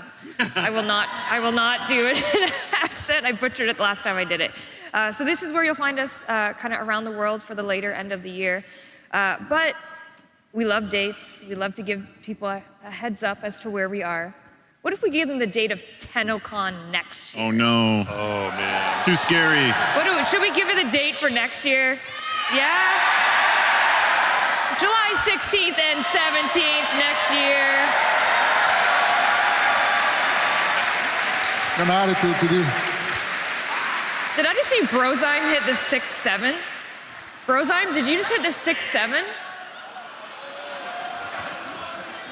I saw that. Yeah, there it is. Yeah, of course. Save the date. We'll have obviously a lot more information about TennoCon. Maybe we'll be in this space. Maybe we'll be somewhere bigger. Ooh. We actually can't get any bigger than this. This is actually as big as I think. Okay. This is big We as have it to go gets. to the other London. We have to go to the cool London. All right. I'm done my housekeeping. Really? That's it. So what follows the housekeeping, I There's wonder? nothing left to do now, right? Anything left to do? Well, I think it's finally time for everyone to experience the live demo. Yes. The live future of Warframe. Yes. Are we ready? We're ready. Let's go. Let's go. If you caught some of the panels earlier, we've been kind of teasing a little bit of, tune into Tenno Live, tune into Tenno Live.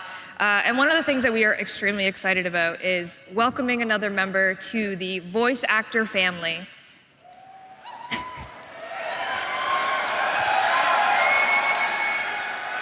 And I'm excited to confirm that Matt Mercer is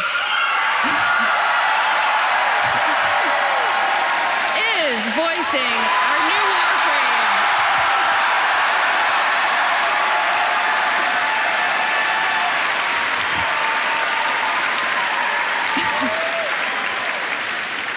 Should we give the name?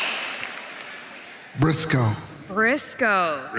Is Briscoe our detective-themed Warframe? Interesting. I love the tie design. I'm just gonna say. He's a very dapper guy. But of course, Warframes don't talk. But that's not a proto-frame. Very mysterious. How's this going to work? How's that going to work? Yeah, I don't know. Well, you're about to find out. Maybe we should watch the demo. In our live demo.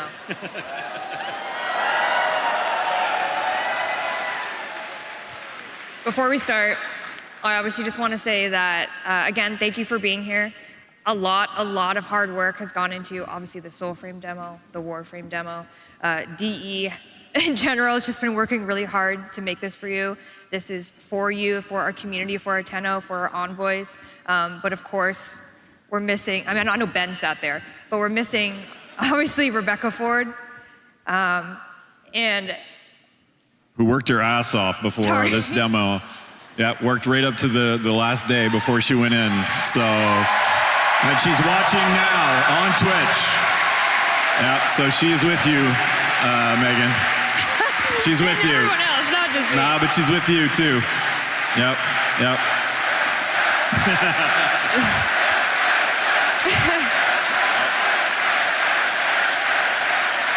So we're gonna do this for you. We're gonna do this for Space Mom. Any words before I head over there? You're gonna kill it, Megan. Oh, thank you. You got this, Megan. You got this.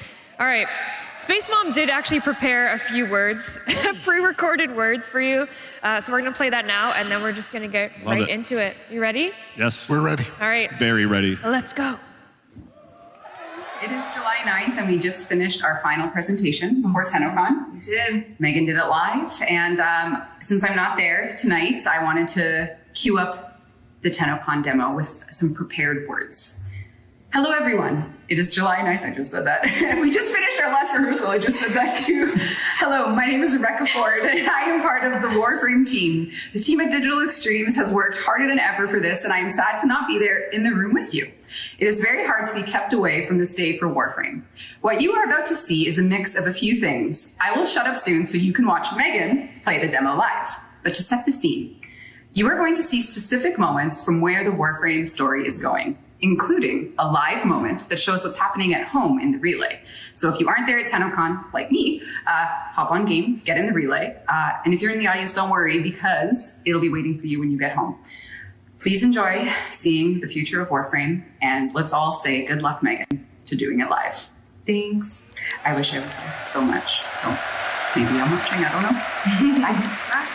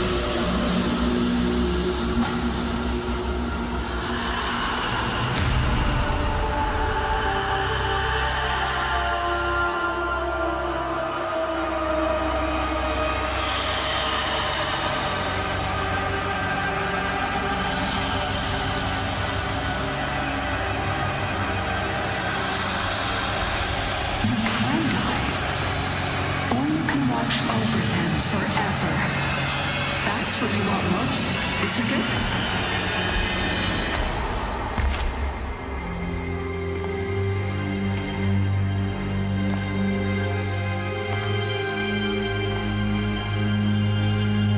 Let her go.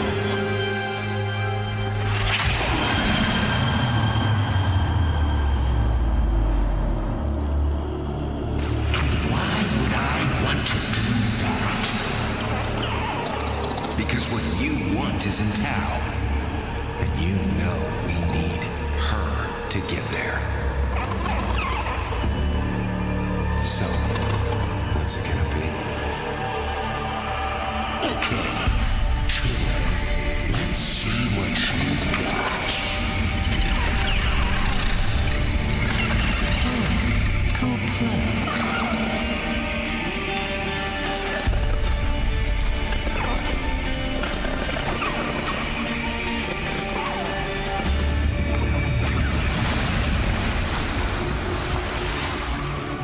I got her. Let's go.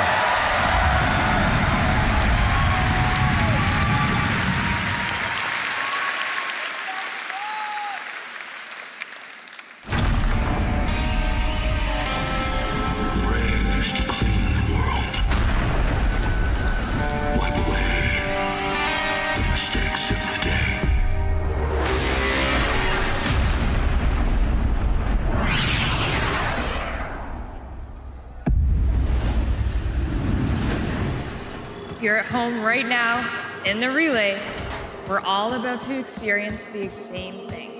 And if you're in the audience, this is going to be waiting for you at home starting Monday.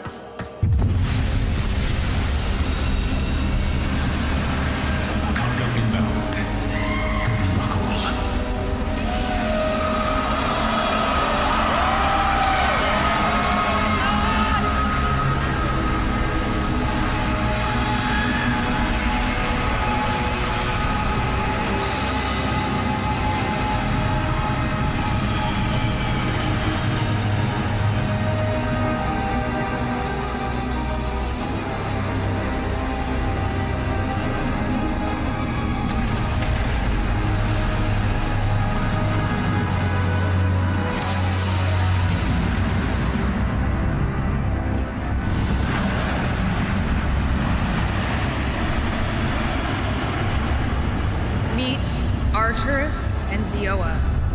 They will awaken when they hear your calling later this year.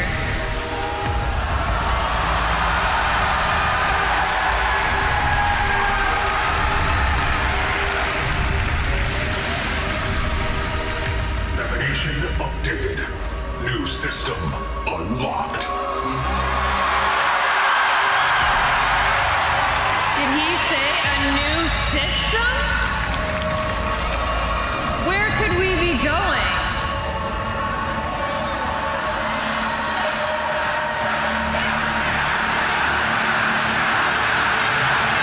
Should we go?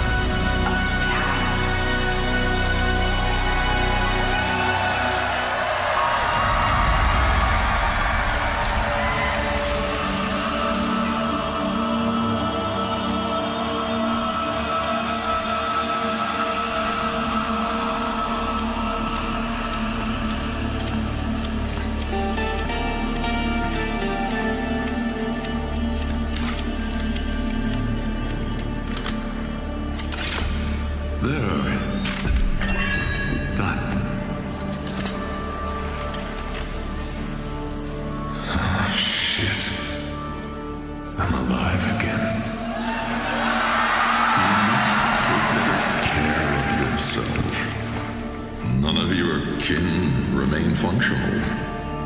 You are the last. Same goes for you, doesn't it, my maker? I know you want a voice of your own. Have patience. I guess I can keep my thoughts to myself. Better that way. They are finally on their way. Your relatives. And my old friends. Exciting, is it not? Being beaten to shit down in the docks was enough excitement for me. Let us improve your powers of negotiation. If the Hunra is still in power when they arrive, there will be war.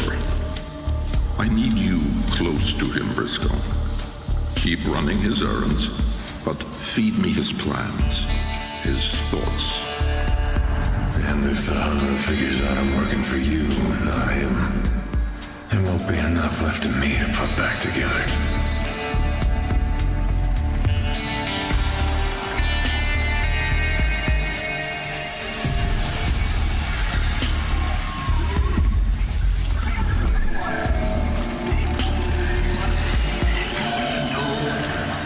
So this is Briscoe, our new detective-themed warframe.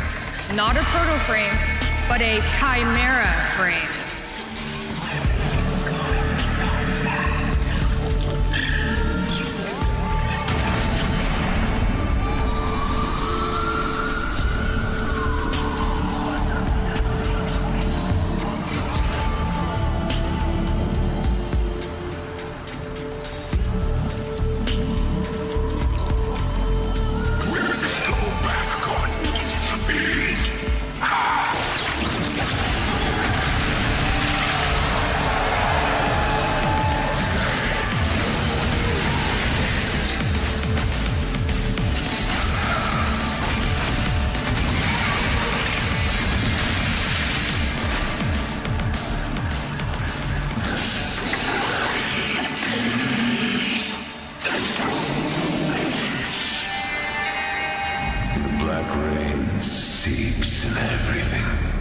Nothing keeps it out.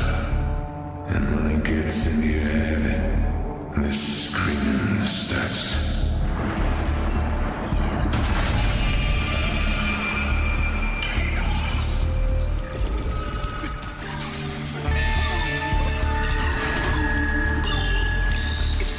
Cards scattered. No firearm damage on the bodies. Only moderate users going through sprout plates. Someone just smashed their heads together. No odds up to one thing. Never play against a brachiolist with a bloom habit.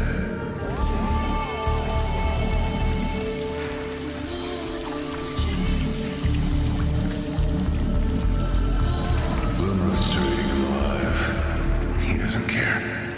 When the black rain is boiling your brains in your head, the bloom makes it all go away.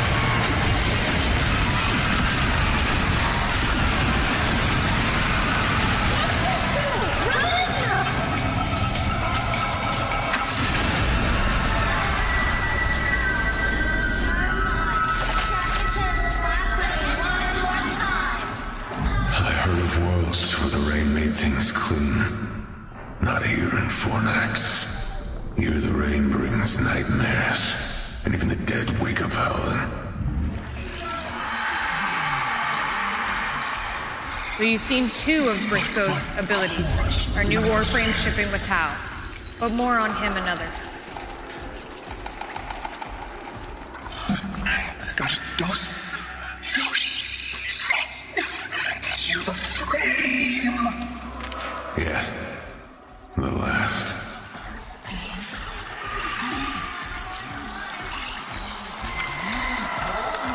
The boss man's looking for you, Briscoe. Filthy.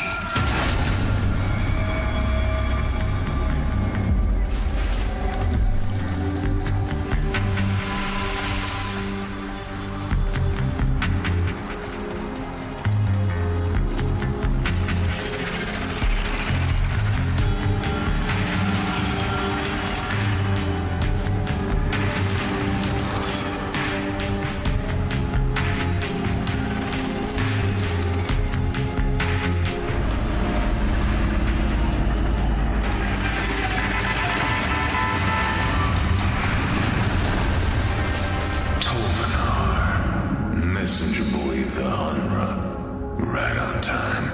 And his driver, my best buddy, Rasmus. You're looking well, Briscoe. Real well.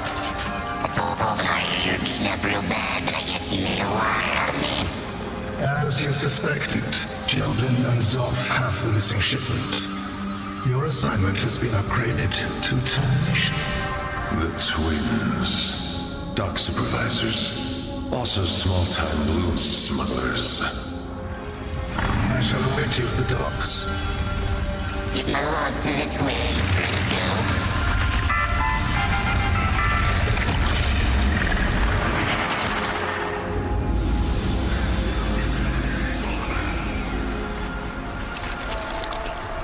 Come on, you cookie son! Going somewhere, Briscoe?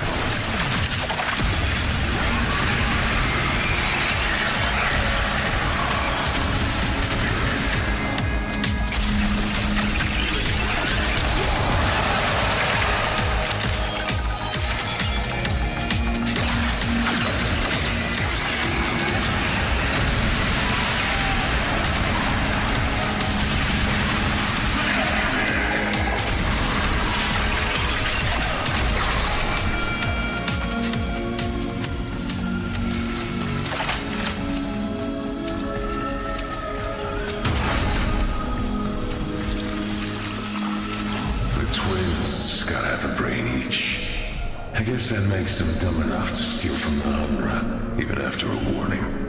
Nobody gets warned twice.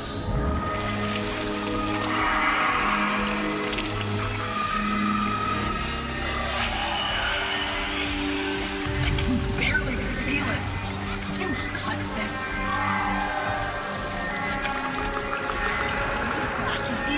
Hey there, big guy.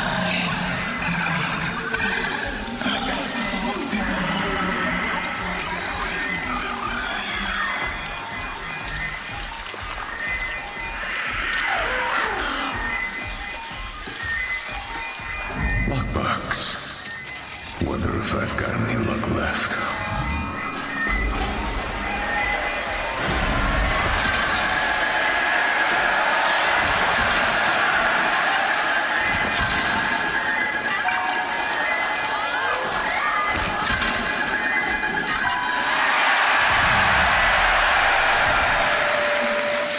Jackpot.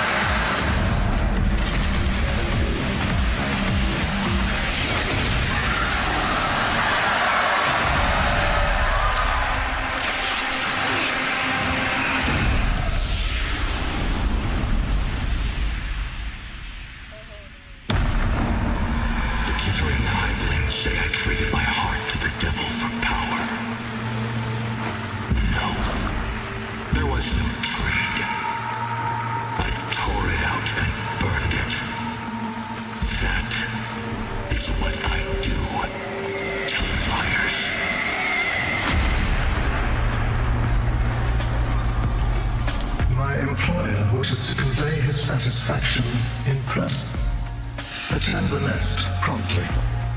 Transport has been provided. This is it. This is what Albrecht wanted.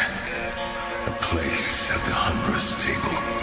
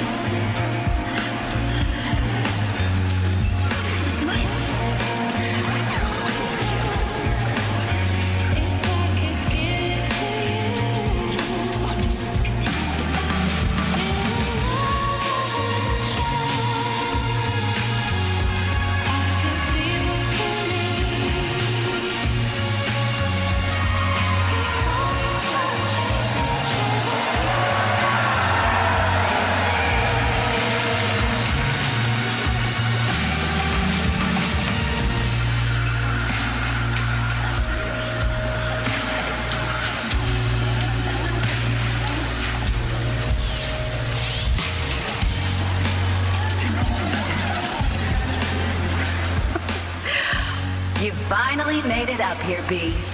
Take a spin to celebrate? Ooh, I see how it is. Saving up your luck for later, huh? Stay safe, okay? I miss you. It's not personal. I can only afford one gamble tonight.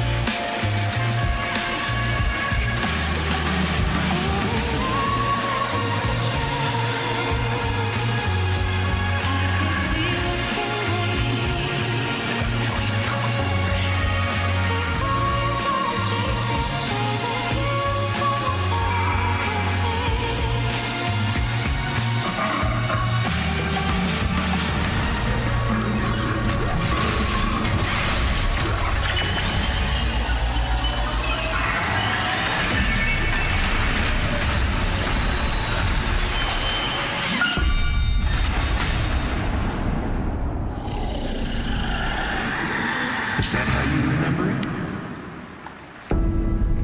Let me feel the sunlight. Adis, I'm sorry, but you're dying. Tenno? My light. You're taking it all. Your light.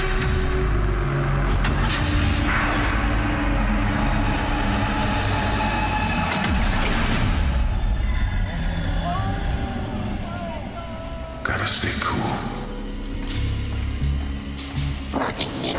You're a golden boy, aren't you?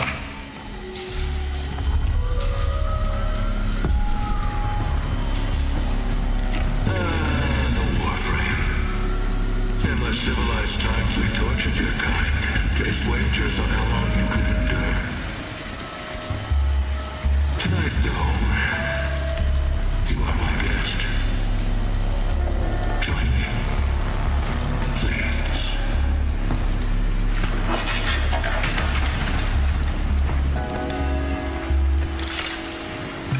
Again, winner takes all. Let's raise the stakes. The truth about what is coming back to town. About the gloom. Warframe's first official card game, or Tau. Let the games begin.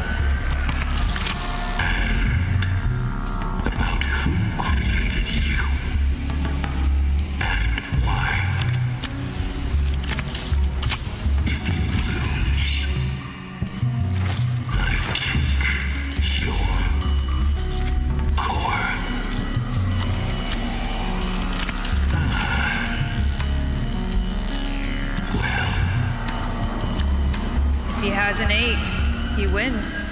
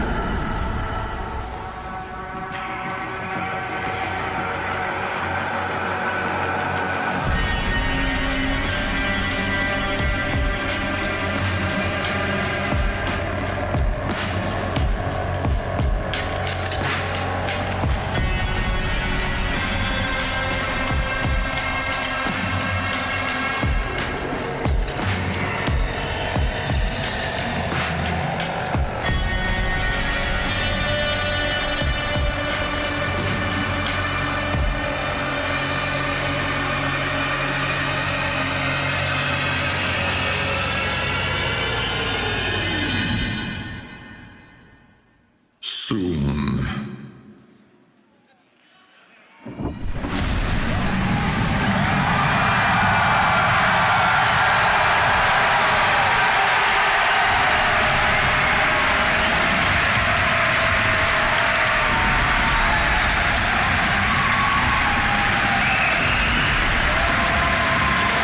You did it! You did it, Megan!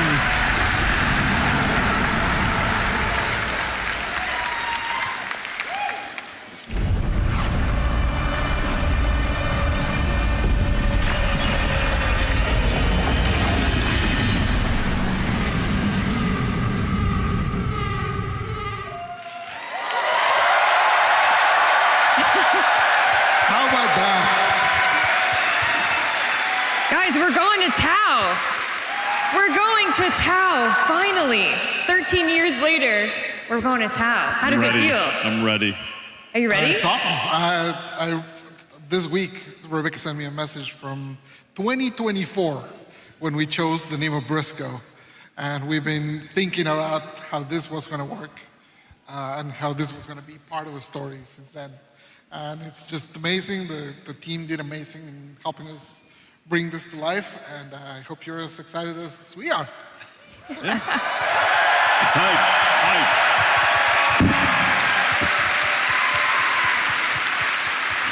And what you saw there was just one region of Tau. That was Fornax. Our goal is to launch with 2 regions. Is that correct? And we have many, many plans for more after that. It is a brand new space for us to play with. We have lots of ideas for all of the different planets and all the crazy things we want to do in Tau. Because Steel Path can't exist there. I'm not gonna know that, okay. Maybe something called Tau Path? Perhaps. I don't know about the name. Maybe. But yeah, our goals are new missions with some twists on them. Like this is a whole new solar system. Tau is its entire new system. Yeah, this particular Fortnax is structured in a very different way we've never done before. Has tons of different new mission types, and then there's a second part that we'll save for later that also has a lot of surprises. Lots of surprises. All right, guys. Give it up for Megan, who rocked that demo on her own. Yeah! Holy!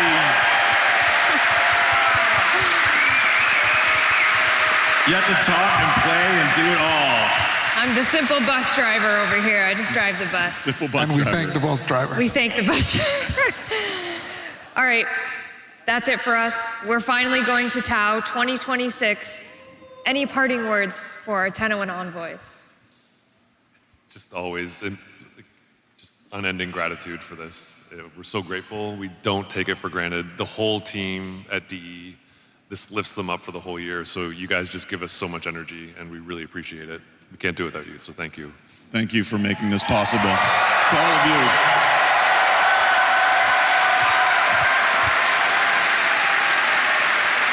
Thanks, everyone. It is an amazing thing to have you all here. Generally, when we're working towards the demo, it's always like, it's so hard, it's so much work. But then we get here and you guys re-energize us to go back and continue building. And I want to thank you for that. And I want to thank the team for the amazing work they did. We're here presenting their work, but it takes a village to make. So thank you, everyone. Thank you, the DE team. And thank you, Tenno. We love you. Have a good night. Thank you.